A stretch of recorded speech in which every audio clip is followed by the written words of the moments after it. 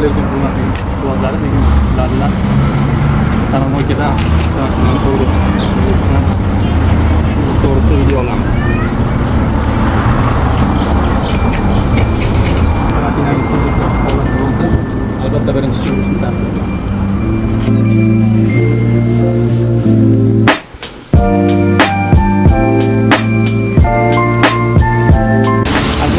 Keyin yaxshi mo'ljallarga kelsanglar, o'zi aktivligini qo'l tekshizilmagan holatda, qo'lning toza holatda yurishga kerak.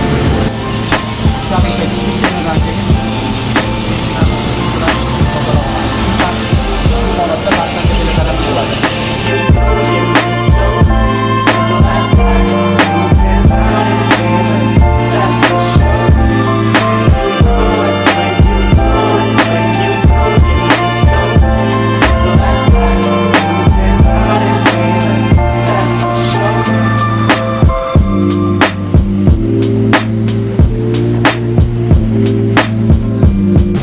Albatta e'tibor bering, ta'tir 20-30 sm oralig'ida bo'lishi kerak.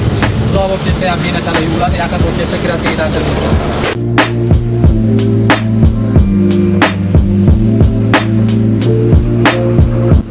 Mashinamizda bir qator aktivitelar yuvib oldik. Endi navbat qovlovchilarga, ishqalab yuviladiganlarga oddiygina tushunib, ishqalab faqat to'rtta ishqalab yangi to'rtta.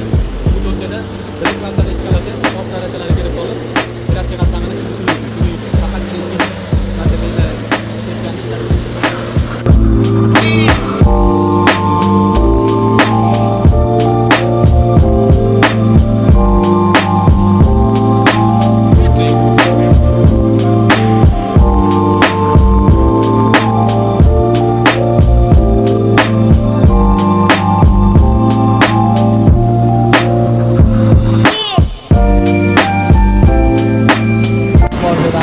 har bir detalni alohida ishlaydi.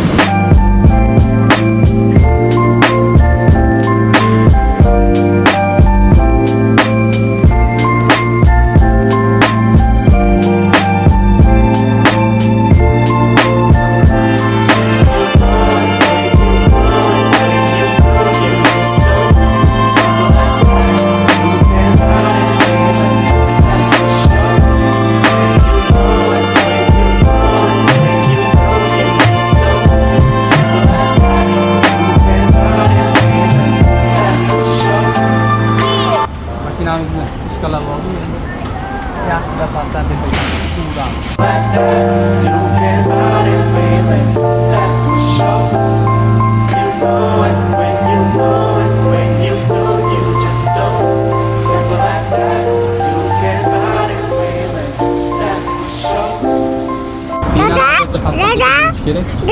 Chunki tepadan pastga tushganda chala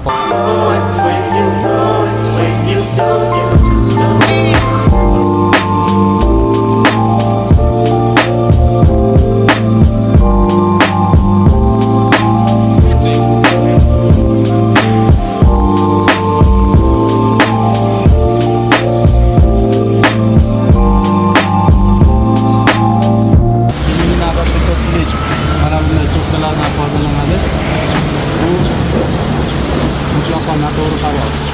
Chunki bu to'rtkada mayda tosh parchalar yig'ilib, mashina kraska qatlamini qilishi mumkin.